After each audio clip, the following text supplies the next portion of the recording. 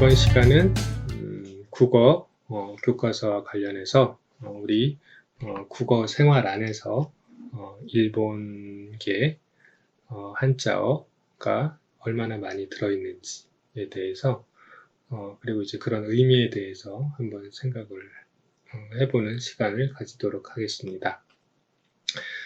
물론 이제 우리 국어 생활 안에서 일본계 한자어만 있는 건 아니고요. 중국계 한자어도 있고 또 우리나라 고유의 우리가 만든 한자어들도 있습니다. 그런데 그 내용 중에서 상당수가 일본계 한자어가 많이 있습니다. 그래서 이 수업 자체가 이제 국어 교과서와 관련된 강좌인데 특별히 이러한 내용을 이제 말씀드리는 것은 우리 국어 생활 안에서 쓰는 용어에 대한 이야기를 다루기 때문입니다. 그래서 저는 경성대 한국한자연구소 연구교수 홍유빈이라고 하고요. 그리고 여기서는 수업에서는 간단히 홍쌤으로 부르도록 하겠습니다. 그리고 함께 도와주실 분 김쌤 인사해 주세요. 네, 안녕하세요. 목소리 참 좋으시죠? 감사합니다. 그래서 이번 수업에서 이제 집중적으로 이제 참고를 하고 같이 읽어보고자 하는 논문이 바로 여기 화면에 보이시죠? 화면에 강신앙 선생님 현재 90세의 나이에도 정정하게 건강을 유지하고 계신 것으로 알고 있습니다. 그래서 이 강신앙 선생님이 쓰신 논문이 있어요. 그래서 이 제목 보면 일본 한자어 이렇게 간단히 되어 있는데 여기 그 새 국어 생활이라는 학술지가 국립국어원에 나온 적이 있는데 거기에 이제 국어에 나타난 일본어의 언어적 간섭이란 이제 큰 주제를 가지고 있는 그 중에 하나가 이제 일본 한자어라는 제목으로 이제 논문을 작성하신 것입니다. 그래서 본 강좌에서는 이 논문을 뭐 처음부터 끝까지 뭐 본다거나 그런 것은 아니고 여기 그 강신환 선생님이 표의 형식으로 정리를 상당히 잘 해주셨습니다. 그래서 쭉 읽어보시면 아마 우리말 안에서 뭐 이렇게 외국계 한자어가 많이 들어있었네 그런 깨달음을 얻을 수 있습니다. 그렇네요. 진짜 한자어는 그냥 중국 한자어라고 생각했는데 이렇게 뭐 일본에서도 그리고 또 심지어 우리나라에서 만든 한자가 있다는 건 좀 새로운 사실인 것 같아요. 그렇습니다. 그래서 여기 예로 제시해 주신 강신앙 선생님이 예로 제시해 주신 한자 중에 납득이라는 한자. 네.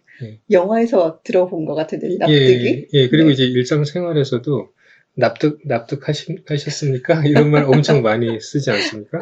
그래도 요즘 젊은 세대들은 좀 그래도 가끔 씁니다.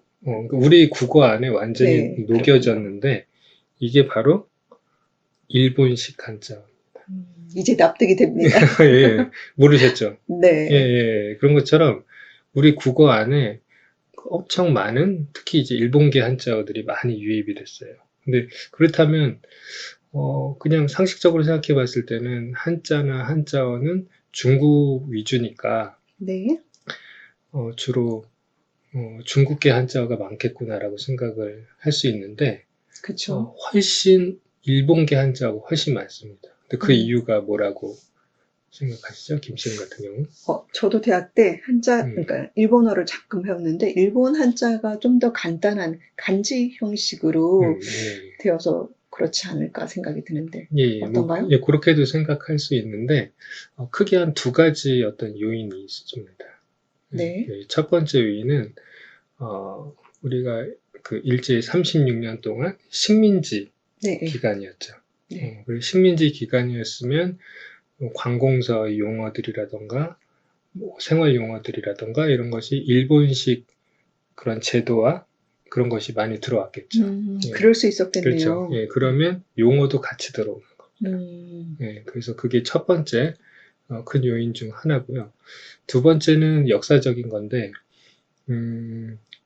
특히 이제 이 강좌의 앞부분에서 볼 거지만 일본계 한자어 중에 번역어들이 많습니다. 그러니까 예를 들어 레볼루션 네. 아시죠? 네네. 네, 무슨 뜻이죠? 레볼루션. 혁명 아닌가요? 맞습니다. 근데 그 혁명이란 말을 네.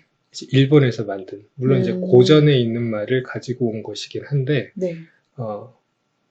일본에서 이제 그걸 채택한 거죠. 근데 우리는 자연스럽게 리볼루션 하면 혁명으로 자동적으로 생각하지만 옛날에는 혁명이란 용어가 없었다고 볼 수 있습니다. 근대적으로는. 네. 그래서 고전에 있는 것을 가지고. 근데 우리는 우리나라 일제 식민지 기간이나 이런 때 그 용어를 어떻게 보면 흡수를 한 거죠. 예. 그런데 어떻게 보면 중국에서 그런 용어들을 다량 오히려 일본보다 많이 만들었을 것 같은데 왜 일본에서 더 그런 용어들을 많이 만들었을까요? 그러게요. 좀 궁금하네요. 네, 그거는 역사적으로 볼 때, 그 당시 중국에 이제 19세기 네. 격동의 세월에 아편 전쟁 아시죠? 네네. 예, 그런 그래서 홍콩이 그렇죠. 네, 영국, 그때 영국 예, 식민지로. 그렇죠. 근데 영국뿐만 아니라 프랑스, 뭐 독일 다 그 당시 중국을 어떻게 땅을 네. 점령하기 위해서 노력들을 많이 하고, 근데 국권을 침탈당하는 상태였죠, 중국은. 그러느라고 뭔가 용어를 번역한다던가, 그럴 경황이 없었겠네요. 그럴 겨를이 없었던 거죠. 근데 상대적으로 일본 같은 경우는 뭐 메이지 유신이라던가 그런 걸 통해서 상대적으로 좀 안정적인 환경이었던 것 같아요. 그리고 또 하나는 일본의 그 나가사키라고 아시죠? 나가사키 짬뽕은 들어봤는데. 네, 근데 거기가 항구 이름이에요. 네. 나가사키 항구. 네. 근데 거기에 이제 네덜란드 네. 사람들이 사는 주거지가 있었어요. 예, 근데 상대적으로 조선 같은 경우는 이제 개항이 좀 늦어졌죠. 그쵸. 흥선대원군. 네. 뭐 이렇게 쇄국 정책이라던가. 근데 일본 같은 경우는 뭐 전면적인 뭔가 개항을 하진 않았지만 나가사키항 같은 한 곳에다가 거기 이제 주거지를 서양인들 특히 네덜란드인이 이제 머물 수 있게 해주면서 거기서 뭔가 뭐 학술적인 활동을 배우기도 하고, 그리고 이제 번역 작업도 하고. 그렇군요. 예, 그래서 실제로 네덜란드에 유학 간 분들도 있고요. 예, 상대적으로 그 당시로서는 좀 국제적인 그런 활동을 했다라고 볼 수가 있죠. 그래서 어떻게 보면 그 언어라는 것이 그 당시 사회 문화적 상황도 같이 좀 반영을 하는 것 같네요. 그렇죠. 예. 그래서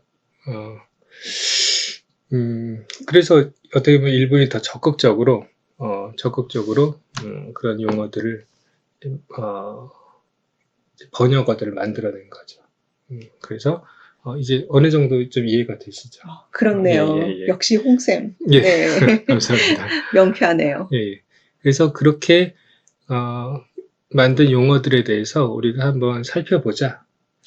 네. 그런 입장에서 이제 시작을 합니다. 그래서 이 수업은 이 논문을 뭐 처음부터 끝까지 쭉 보는 건 아니고 발췌해서 특히 이제 표 위주로 좀 보도록 하겠습니다. 예. 그래서 여기 일본 번역어의 특색. 예. 그래서 19세기 후기 이후 오히려 중국에서 이제 받아들였다는 거예요. 신기하네요. 중국 같으면 한자를 그렇죠. 만든 예, 한자가 어떻게 보면 종주국인데 네. 아까 말씀드렸던 것처럼 근대 시기에는 그럴 경황이 없었기 때문에 예를 들면 철학이라는 말 들어보셨죠? 네. 예, 그것도 일본에서 만든 말이에요. 필로소피 거잖아요. 그렇죠. 네. 예. 그래서 그것도 어떻게 보면 일본에서 만든 거를 이제 중국에서도 철학이라는 용어를 쓰고 있죠. 예. 예, 그렇게 이해하시면 되고, 그런데 이제 일본에서 만든 이런 한자 혹은 번역을 어떻게 만들었을까? 그래서 이제 여러 유형이 있어요. 네. 첫 번째 유형은 이미 존재하는 것, 그러니까 중국 고전에 여러 책들이 있겠죠. 뭐 네네. 논어나 맹자나 네. 뭐 주역이나 예, 홍쌤 전공기도 예, 하네요. 예, 네. 예, 그렇죠. 저희가 사서삼경이니까 거기에 나오는 구절 속에서 네. 단어를 끄집어서 그거를 이제 영어 단어에 대응을 시킨 겁니다.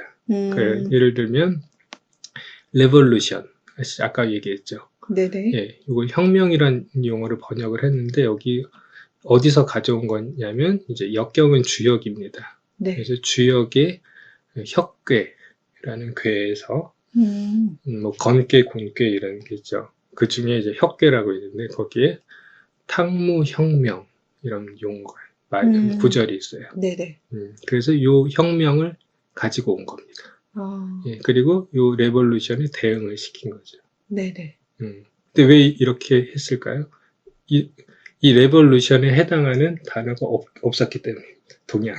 그쵸. 예, 그래서 뭔가를 대응시켜서 그러니까 왜냐면 우리가 계속 레볼루션 이런 용어를 쓸 수는 없잖아요. 우리 글 안에서. 네네네. 특히 이제 동양권 안에서. 네네. 그러면 뭔가 이거에 대응하는 용어를 만들어야 되는 거죠. 예, 그래서 근데 어떻게 보면 그 대응하는 용어를 안 만들 수도 있는, 예를 들어 지금 우리가 쓰는 그 영어 아이스크림 같은 경우는 그냥 그대로 쓰는 거잖아요. 예, 그렇기도 하죠. 네. 예. 근데 아마 북한에서는 얼음 보숭이? 그렇죠. 예. 어떻게 보면 그 나라에서 그렇죠. 그래서 이제 어떻게 두 하느냐가 가지 어떤 관건이네요. 두 가지 열어두는 게 있는 거죠. 하나는 말씀대로 그냥 발음대로 아이스크림 이렇게 쓰는 게 있고, 어떤 얼음 보숭이라고 하는 번역어를 만들어서 대응시키는 것이 있고. 네. 예. 근데 그 아이스크림이나 이런 건 이제 간단하긴 한데, 수많은 용어들을 다 영어로 얘기할 수는 없지 않을까요? 그렇긴 하네요. 예, 그렇기 네. 때문에 이 번역어가 필요한 겁니다. 그래서 우리가 또 엄청 많이 쓰는 말, 교육. 예, education이죠. 네네. 원래는 없었다는 거. 예. 그래서 이거를 어디서 가져왔냐면 맹자에서 가져왔습니다. 득천하 영재의 교육지. 그래서 해석해 보면 천하의 영재하지, 영재. 네네, 뛰어난 그렇죠. 네, 아이들. 머리도 좋고 네, 네. 천하의 영재를 얻어서 이 지는 이제 영어로 댐입니다. 그들. 예, 그들을 교육한다. 예, 이 교육이란 말이 있죠. 네. 그래서 이 맹자에 나오는 이 문장에서 교육이라고 하는 단어를 가지고 온 겁니다. 네. 가지고 와서 에듀케이션과 대응을 한 겁니다. 예. 알고 계셨나요? 전혀 몰랐죠. 예, 그렇죠. 네. 예, 교육도 어떻게 보면 이란 용어도 상당히 근대적인 용어라고 볼 수 있어요. 네. 그렇죠. 네. 이때 물론 고전에 있는 거긴 하지만 그 다음에 이제 리터러처 또 이제 원래 문학이라는 말을 약간 고전 안에서 약간 다른 의미로 쓰긴 했는데 여기서 보면 논어에 나오는 거죠. 문학, 자유, 자하 이렇게. 그래서 원래 이 논어 안에서는 이 문학은 뭐 문장, 글이죠. 네. 혹은 박학이라는 의미였는데 네. 그런 의미가 아니라 이제 번역어로 가져왔을 때는 리터러처의 의미인 거죠. 이게 논어에서 나왔군요. 그렇죠. 예, 논어에서. 그래서 아마 예를 들면 일본에 이제 이런 번역 고전에서 이제 따오는 그런 형식은 일본의 니시야마네라는 학자가 있었습니다. 근데 제가 알기로는 이제 네덜란드도 유학을 가고 갔다 오고 해서 이런 번역어들을 많이 만들었는데 이런 고전도 상당히 해박했다라고 해요. 여기 그렇죠. 말대로 박학했네요. 예, 그렇죠, 그렇죠. 박학했죠. 그래서 이제 고전에 뭔가 새로운 걸 이제 없는 걸 만들 수도 있겠지만 뭐 기존에 있는 거에서 이제 가져오는 것도 하나의 좋은 방법이죠. 그렇네요. 예, 그래서 우리가 지금 말하는 문학 할 때는 리터러처의 의미의 문학은 이제 또 이 당시에 만들었다. 한 개만 더 볼까요? 그 다음에는 이제 문화, 네, culture. 예, 컬처 이것도 대응을 한 겁니다. 이것도 이제 뭐 보망시라고 음, 하는 작품에서 나오는 건데 문화 내 집 이렇게 돼 있죠. 네네. 그래서 여기서는 이 출전에서의 원뜻은 문덕 교화. 그래서 뭐 뭔가 문덕을 교화한다. 그런 약간 교화적인 그런 네. 의미라서 지금의 컬처적인 문화랑은 약간 다르죠. 그 결이 좀 다르네요. 근데 예, 예. 이런 그 번역어들이 지금 우리나라에서 상당히 많이 쓰는 그런 예, 맞습니다. 네, 예, 단어들이네요. 교육, 문학, 맞습니다. 문학, 그리고 문화, 네. 보시죠? 문명, 네. 경제도 마찬가지. 그렇네요. 예, 네. 경제도, 원래는 경세재민, 경세재민이라고 고전적인 의미죠. 뭔가, 세상을 경영하고, 백성들을 구제한다. 음, 약간 지금 경제학으로 봤을 때는 후생 경제학이라고 들어보셨나요? 아니요. 후생 경제학이 이제, 어려운 분들을 이제 음, 도와드리면서 뭔가 하는 그런 경제학 분야인데 약간 그런 거랑 더 비슷해요. 네. 예, 오늘날의 경제학하는 좀 그렇죠. 기업에서 잘 그렇죠. 뭔가 관리하고 예, 자유경제, 효율성을 따지는. 자유경제로서의 경제가 더 많은데 네. 이때는 뭔가 백성들을 구제한다라는 예, 음, 용어인데 여기서도 이제 여기 개유 경제지도에서 이 경제만 따와서 이제 이코노믹스에 대응을 한 거죠. 예. 또 옛날에는 좀 뭐랄까 공동체 지향적인 예를 들어서 음. 한중일 같은 경우 집단주의 문화잖아요. 예, 예, 그런 예. 부분들도 조금 있는 것 같습니다. 예, 맞습니다. 예. 그래서 그 다음에 또 봉건, 예, 봉건제, 네, 그리고 기계 네, 이것도 이렇게 고전에 나온 거고요. 그러니까 장자에 나온 거네, 기계는. 네. 예, 봉건은 좌전에 나오는 말이고요. 그렇죠? 저는 뭔지 잘 모르겠는데, 예, 네. 예, 좌시전이라고 이제 춘추 음흠. 관련된 책입니다. 그래서 봉건 친척 예, 이런 용어고요. 기회라는 말 우리 많이 쓰죠. 네네. 위기가 바로 기회다. 예, 이것도 그 한유가 이제 쓴 글에 나오는 말입니다. 한유는 이제 아시나요? 아니요. 예, 예, 그 문장가 중에 예, 중국의 유명한 문장가 중 한유라고 있어요. 근데 그 글에서 이제 기회라는 말이 나왔는데 그 opportunity에 대응하는 말로 이제 가져왔어요. 기회라는 말도 우리가 엄청 많이 쓰죠. 네, 기회 창출, 그렇죠? 그렇죠. 예, 지금도 어떻게 보면 저희가 같이 공동 예, 맞습니다. 교육하는 예, 그런 예. 기회인 그리고 거죠. 이제 유일하다, 유니크 네. 아시죠? 대응되고 연설이란 말도 이제 이때 가져온 거고요. 동지, 컴레이드라고 있나요? 네네. 예, comrade. 예, 그 다음에 이것도 많이 쓰죠. 정신 많이 쓰죠. 그쵸, 이것도 spirit. 회남자에 나온 거를 이제 따온 거고. 예, 그 다음에 구체적이다. 네네. 라고 할 때도 맹자에 나온. 오, 그러니까 이 단어들 엄청 우리가 자주 쓰는 단어들이죠. 그렇네요. 예, 그런 네. 것들이 이때 고전에서 추출돼서 영어 단어와 대응하기 위해서 가져온 번역어들이다.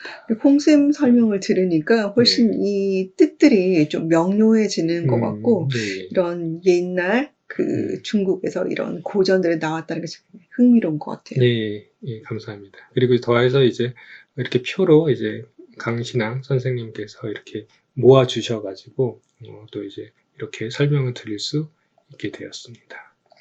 그래서 또 몇 개 보면 뭐 전제 정치 할 때 이것도 그렇고요. 사회. 네, 사회. 예, 사회도 상당히 친근하죠. 네네. 왜냐면은 그 네. 아리스토텔레스 같은 경우도 사람들이 사회적 동물이라고 얘기를 했죠. 맞습니다. 그래서 이것도 보니까 원래는 제사를 지내러 모인 사람들이 이제 사회의 원래의 그 고전 안에서의 의미, 동양 고전 안에서. 예, 그래서 근데 이거를 소사이어티의 대응어로 가져왔어요. 네, 요즘은 좀 다른 의미로 많이 쓰이는 것 같습니다. 그렇죠. 예. 네. 그리고 사회를 거꾸로 하면 또 회사가 되죠. 예. 그런 심오한 뜻이 그렇죠. 있었네요. 예. 근데 회사도 이제 일본에서 예, 만든 한자어로 알고 있어요. 네. 그 다음에 노동이란 말. 네. 예, 노동은 워크. 신성한 것이죠. 예, 노동은 또 백거이라는 시인이 있습니다. 예, 네네. 백거이 시인의 시에 있는 단어를 가져온 거. 예, 음, 상상도 못 그렇군요. 하셨죠. 근데 우리가 네. 또 노동이라는 용어를 엄청 많이 쓰는데, 예, 그렇죠. 어디서 네. 가져온지는 아마 처음 들어보셨을 네, 거예요. 네. 그 다음에 이제 표상이란 말이 있고, 네, 네. 환경. 그쵸. 아시죠? 환경. 환경. 환경은 원사라고 이제 원나라 역사책에 네. 나오는 말을 가져온 겁니다. 예, 그러니까 이제 사사삼경이나 이런 경서뿐만 아니라 네. 역사서에서도 단어를 가져왔다라는 거를 다양한 그런 출처에서 가져왔다는 것이죠. 예, 맞습니다. 그만큼 해박하신 거죠. 이거 번역어를 이제 가져오신 분들이. 네. 그 다음에 보험. 네, 필수죠. 자동차 보험. 네. 자동차 보험은 요새는 안 들면 안 되죠. 안 네. 들면 이제 벌금 나오고 막 그러죠. 근데 이제 이 보험이라는 말도 원래는 이 말이 없었던 거죠. 예, 서양의 인슈어런스라고 하는 게 있는데 네네.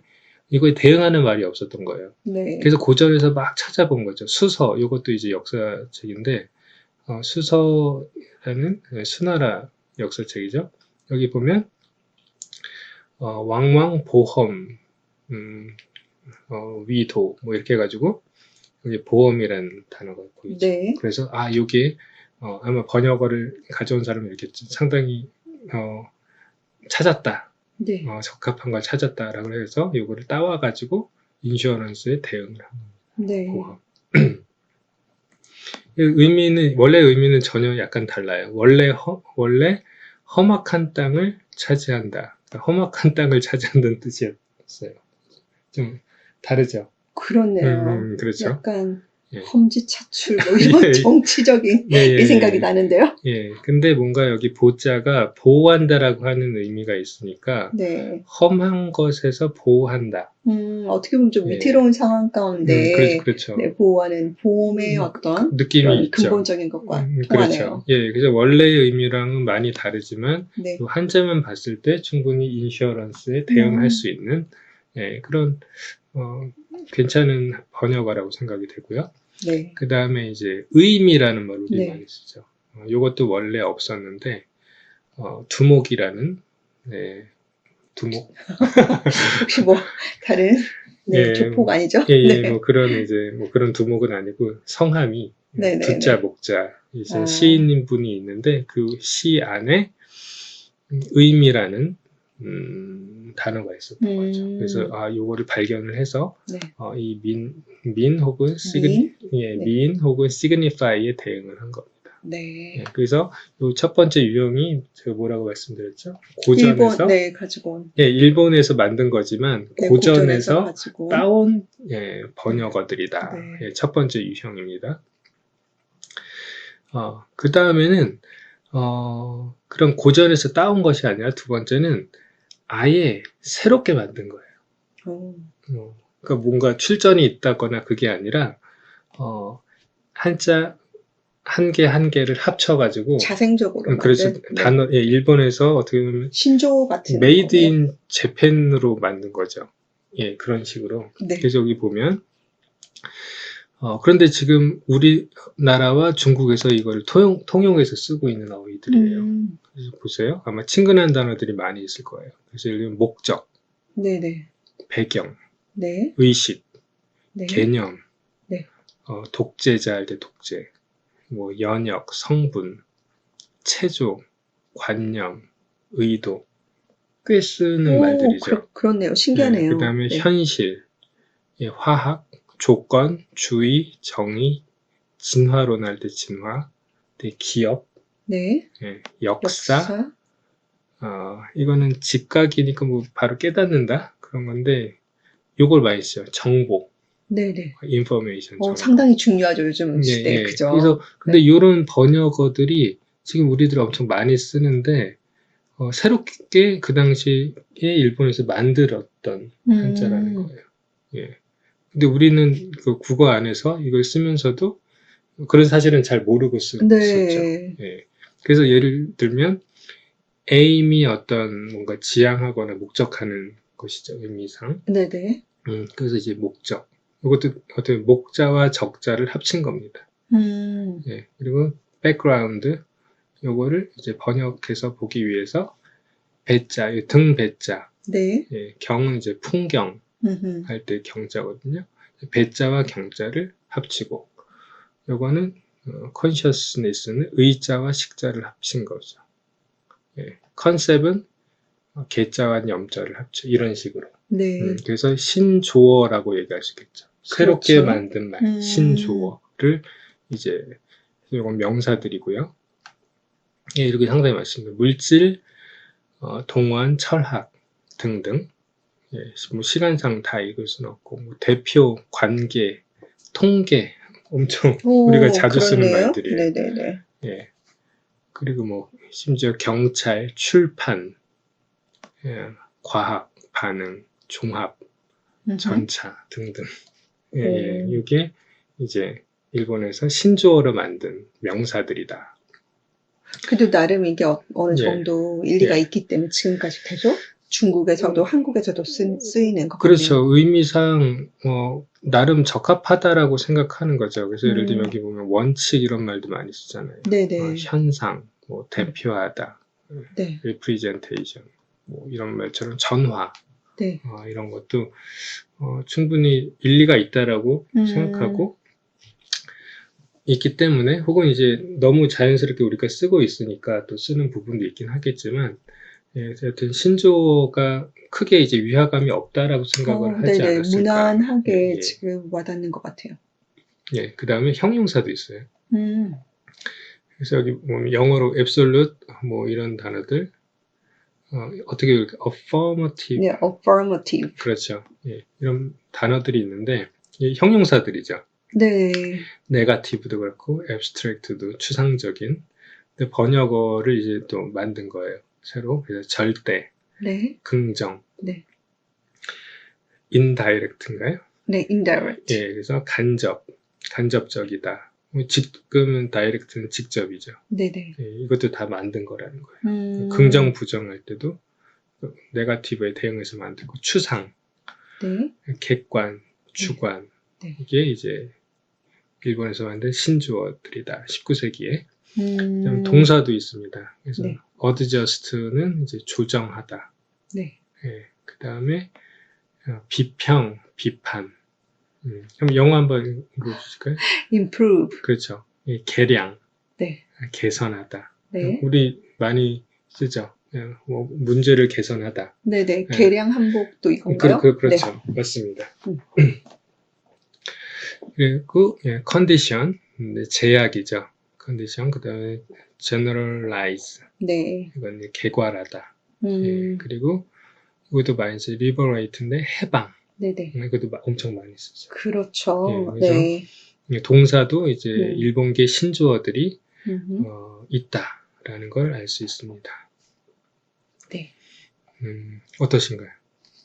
상당히 좀 흥미로운 것 음, 같아요. 예, 네. 예. 그 보면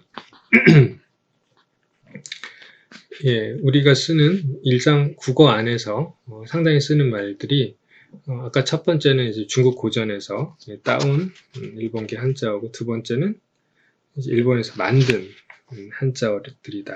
이걸 알 수가 근데 있죠. 이거를 들으면서 음, 어떻게 보면 영어도 공부하게 되고, 또 한자도 공부하게 되고, 또 한글도. 그래서 이게 좀 그 다양한 그 음, 언어를 접하게 되는, 그래서 좀 더 뭐랄까, 클리어하게, 명료하게 되는 그런 느낌이 들어요. 그렇죠. 그래서 어떻게 보면 이제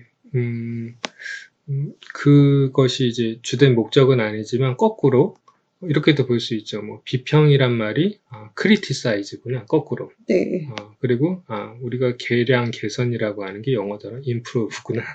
예, 그러면 말씀하신 것처럼 이런 한자어를 통해서 또 영어 단어를 알 수가 있는 것이죠. 네. 그래서 이 예, 시간을 통해서 듣고 음, 있는 분들 같은 경우, 이 영어도 좀 다시 예, 그 의미들을 되새기는 그런 시간이 되었으면 하네요. 예, 예, 맞습니다. 그럼 다음 부분 보도록 하겠습니다. 이 경우는 영어 단어의 개념은 하나인데 네. 중국 그리고 일본, 한국이 이제 약간씩 다르게 사용하고 있는 겁니다. 그 예를 들면 오토모빌은 이제 일본과 한국에서는 자동차로 쓰고 있죠. 네. 예, 그런데 중국에서는 기차라고 쓰고 있어요. 기차. 기차하고 예, 자동차하고 좀 많이 다른데, 그죠? 네. 그렇죠. 그리고 영화, 네. 일본과 우리나라는 이제 영화라고 하죠. 근데 하실까요? 전기 전자, 그림자 영자, 전영. 전영. 네네. 예, 어색하시죠? 그렇네요. 왜냐면 우리나라에서는 다 영화라고, 이 경우는 어떻게 보면 일본계를 받아들인 거다라고 볼 수 있겠죠. 이런 그렇네요. 식으로. 네네. 훨씬 일본어하고 동일한 것들이 예, 그리고 많으니까. 또 다른 예 하나를 들어보면, 목적어, 우리 주어 목적어 할 때, 다 목적어라고 하죠. 네네. 예, 그런데 중국어에서는 비너라고 합니다. 비너. 이 빈자가 손님 빈자예요. 그러니까 그 주인이 호스트죠. 네. 예, 주어가 이제 호스트라고 하면 중국에서는 대상이 되는 객체는 손님이라고 생각하는 거예요. 말이 될 수 있겠죠.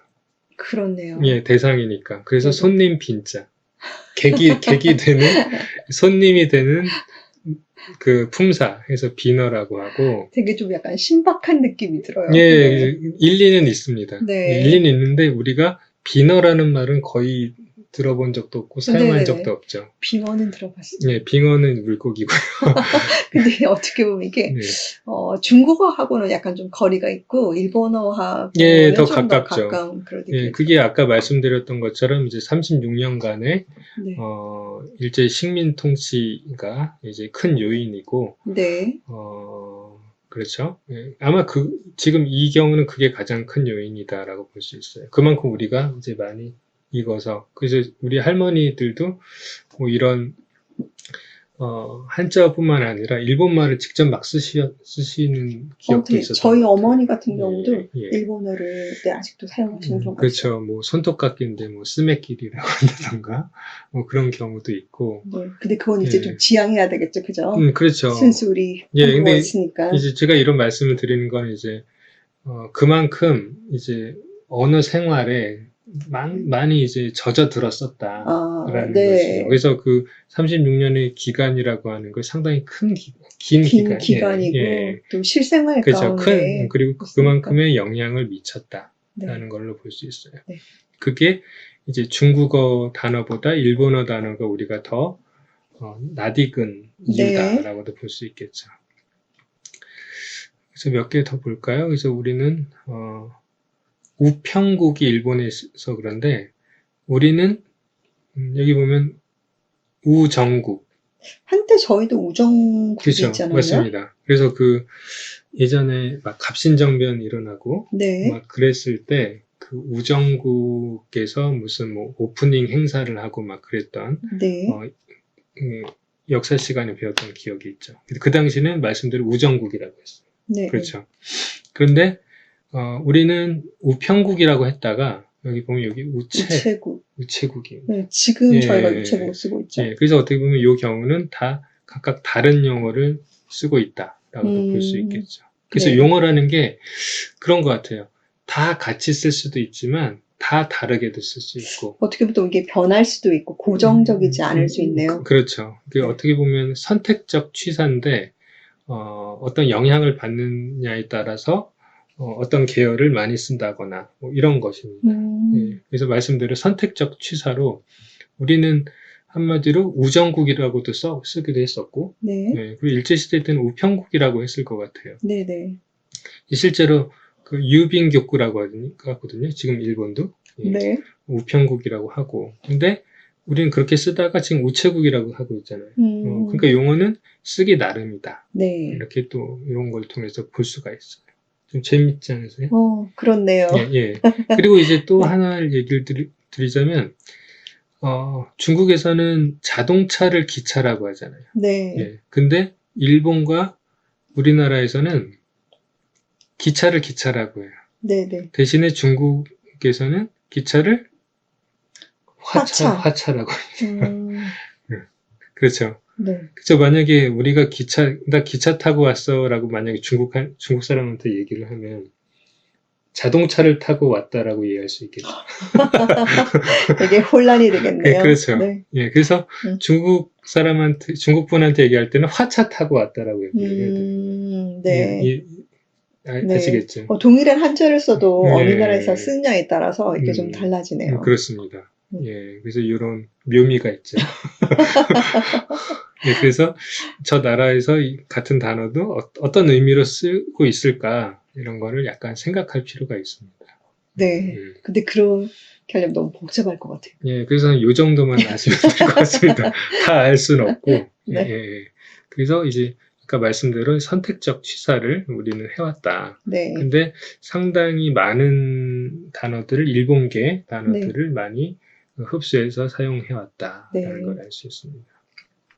그래서 이제 그런 걸로부터 벗어나야 된다라고 해서 최연배 선생님, 그 한글, 되게 유명한 학자이시죠. 한글을 이제 사랑하신 선생님인데, 이게 다 품사죠. 뭐 네. 명사, 대명사, 뭐 이런 거를 우리 순우리말로 번역을 했어요. 근데 이게 좀 어색하네요. 예, 그죠. 근데 거의 들어본 적이 없어서 그랬을 거예요. 그래서 뭐 이름씨, 네. 뭐 수사는 숫자니까 셈 한다겠죠. 네. 그래서 셈씨, 동사는 움직씨 이런 식으로. 그래서 약간 무슨 시 하니까 되게 존중해주는 그런. 네, 근데 그냥 그런 드는데. 이제 그 호칭으로서의 시는 아니고 네. 어떤 이게 말에 해당하는 네. 그런 거인 것 같아요. 그래서 이제 이런 노력도 있었다. 아, 네, 그렇네요. 예. 대신에 요거는 좀 낯익지 않으세요? 토시. 토시. 네. 네. 그렇죠. 뭐 토시 하나 틀리지 않고. 네네. 예, 그게 어떻게 보면 조사. 아, 그래서 요거는 우리가 좀 쓰고 있는. 친숙한 네. 부분인데 뭐 어찌씨 뭐 이런 거는 좀 느낌씨. 이거는 조금 예, 좀 어색하죠. 근데 어떻게 보면 이것이 쓰여진 연도가 1936년이면 일제 치하에서 예, 네, 그렇죠. 이걸 썼다라는 것 자체가 약간 우리나라 예. 말을 정말 사랑하고 네, 그 아끼는 그 마음이 좀 약간 느껴지네요. 의식이 언어적인 독립운동이라는 의식이 좀 있으셨던 것 같아요. 네. 예, 그렇죠. 네. 하지만 지금 실제적으로는 이렇게 이제 운동하셨지만 실질적으로는 지금 거의 한자말들을 쓰고 있죠. 예, 품사 같은 경우는. 근데 그 이유를 생각해보면 보편적으로 보다 정확하고 또렷하다라고 생각하고 이 한자어를 써도 크게 무방하다라고 생각을 하기 때문에 네. 그냥 원래의 품사를 용어를 쓰고 있다라고 네. 이제 생각이 됩니다. 그리고 이게 아까 봤던 것처럼 이제 중국과 일본과 우리나라가 또 이제 문법 용어를 네.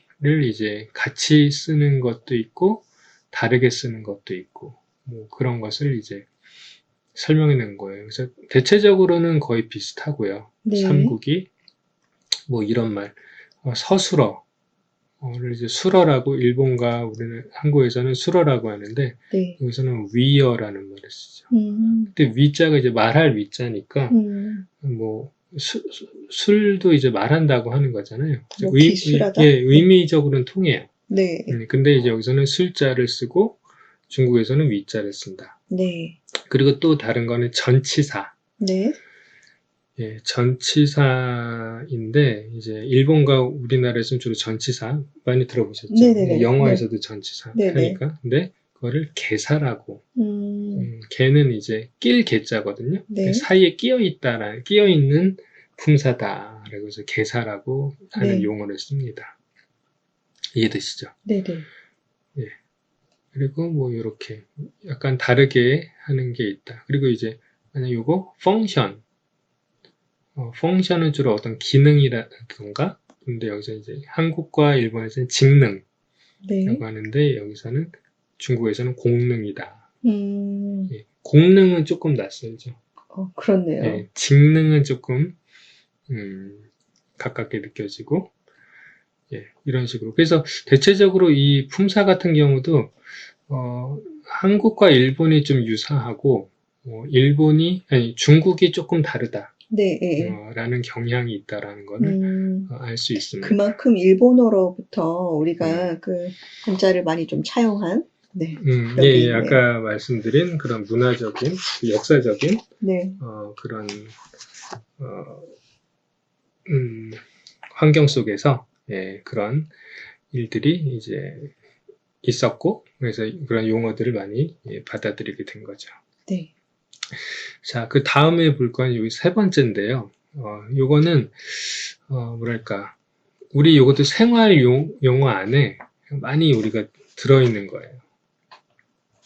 근데 요거는 뭐랄까 아까 첫 번째는 고전에서 따온 거였고요. 네. 두 번째는 어떤 거였죠? 신조어를 그쵸. 만들었던 예, 두 그래서, 가지 한자를 한자 하나하나를 해서 단어를 일본에서 네. 만든 거고, 세 번째는 그냥 일본에서 쓰던 한자들입니다.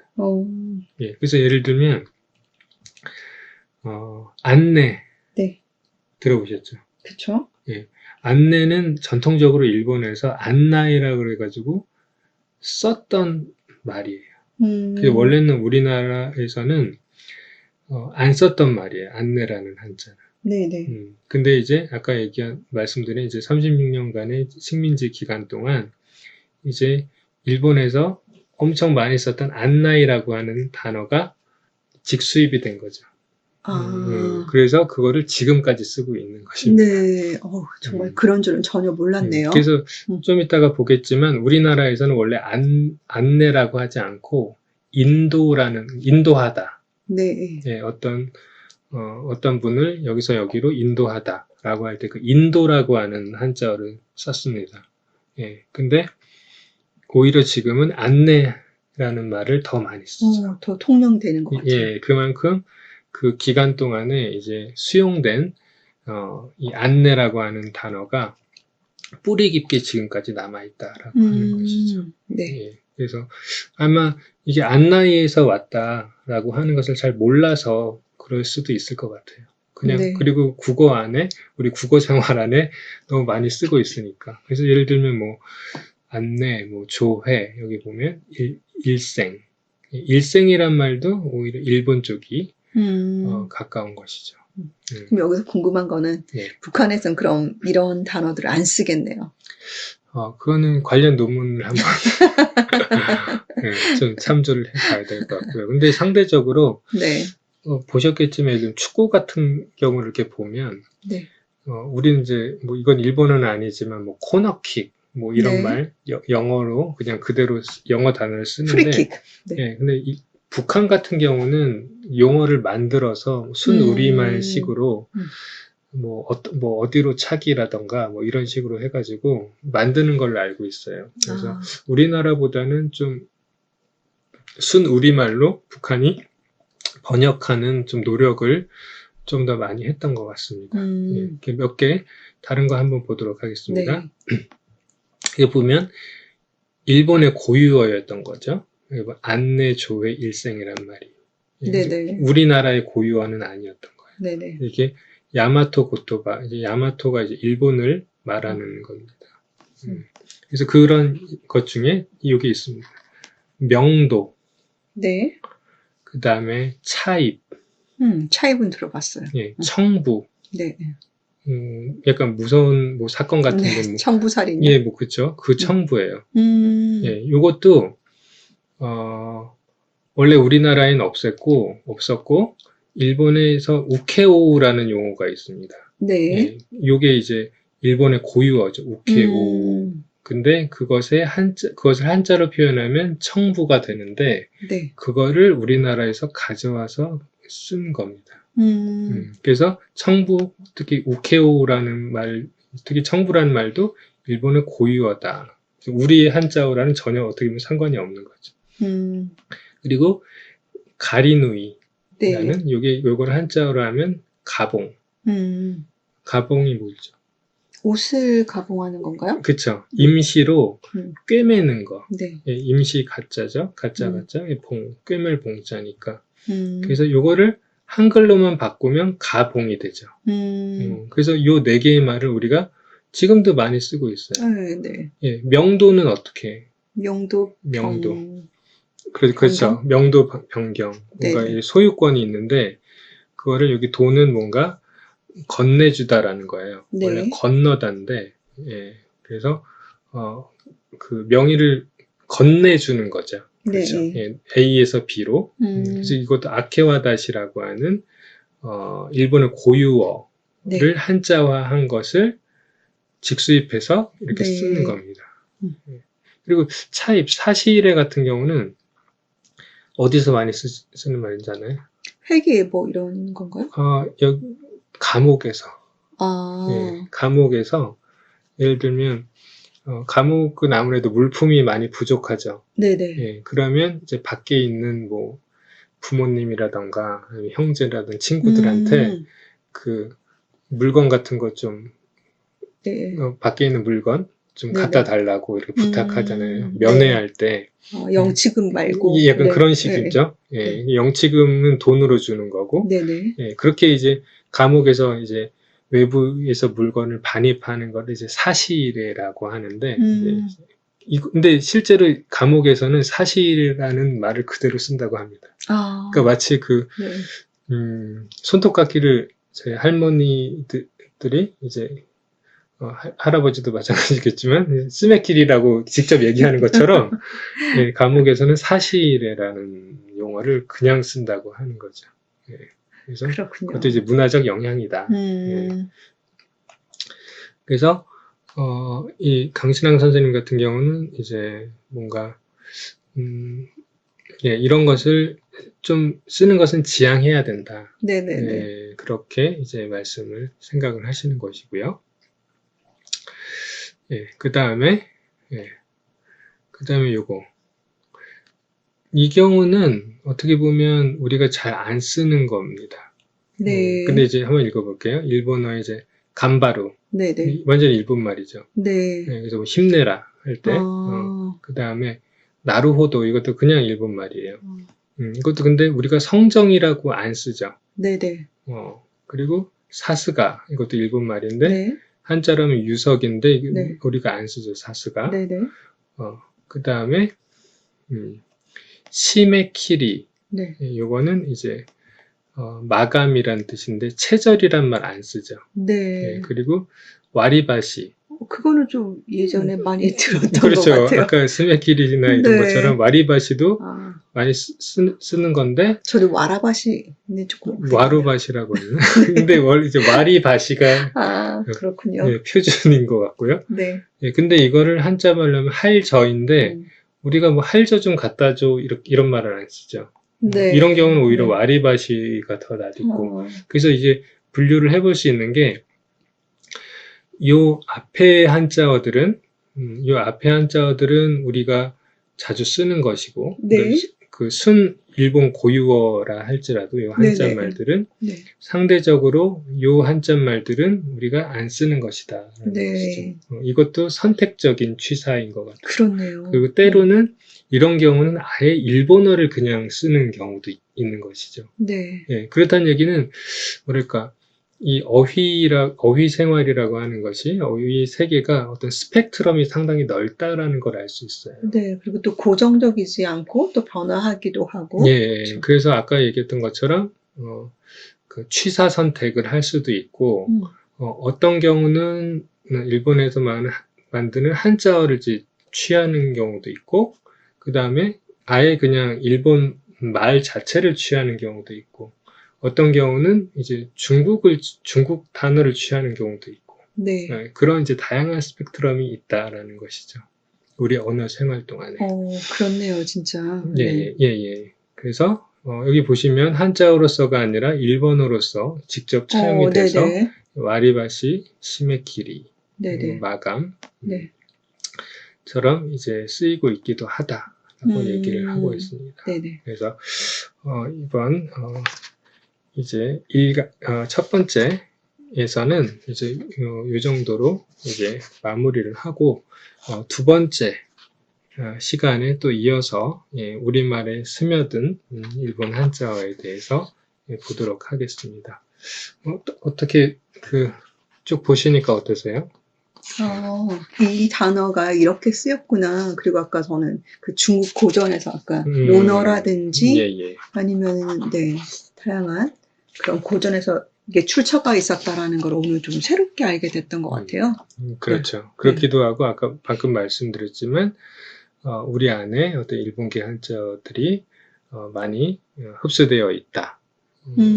그리고 또 한편으로 이런 한자를 공부한다는 것 자체가 또 영어라 같이 공부하면서 그 뜻이 훨씬 또 명확해지는 것 같아요. 예. 아까 이제 그건 번역어의 네, 문제였죠. 그래서 어떻게 보면은 예. 요즘 학생들 같은 경우 문해력 때문에 많이 힘들어하는데 이런 한자를 공부하는 것이 많이 도움이 되지 않을까 싶네요. 그리고 또 하나 생각해 볼 수 있는 거는 최근에는 요즘 학생들이 오히려 영어 단어를 직접 써서 용어를 그쵸? 쓰는 경우가 네. 상당히 많죠. 예를 들면 어떤 게 있을까요? 에듀케이션 같은 경우는 지금 어떻게 보면은 그 회사라든지 그 말 그대로 쓰는 것 같아요. 그렇기도 네. 하고 또 하나가 프로젝트. 네, 그렇죠. 리포트. 그렇죠. 맞습니다. 네네, 대학생들 같은 경우. 네. 그렇죠. 그래서 어떻게 보면 아까 수많은 것들이 모여진 스펙트럼이 있다라고 한 것처럼 네. 지금은 이제 영어 단어도 거기에 속해 있고 지금의 이제 젊은 친구들은 그런 영어 단어를 그냥 바로 직접 쓰는 것이 오히려 편하다라고 그런 또 세상이 있는 것이죠. 또 어떻게 보면 젊은 세대들뿐만 아니라 우리가 그 간판 같은 거 보면은 그렇죠. 커피숍이라든지 섞여 있죠. 그래서 이게 전 세대를 좀 아우르는 느낌이 좀 들어요. 맞습니다. 이제 그만큼 다양하다라는 거를 이제 네. 인식을 할 수 있겠습니다. 그러면 첫 번째는 여기까지 하도록 하고 두 번째 만나도록 하겠습니다. 박수.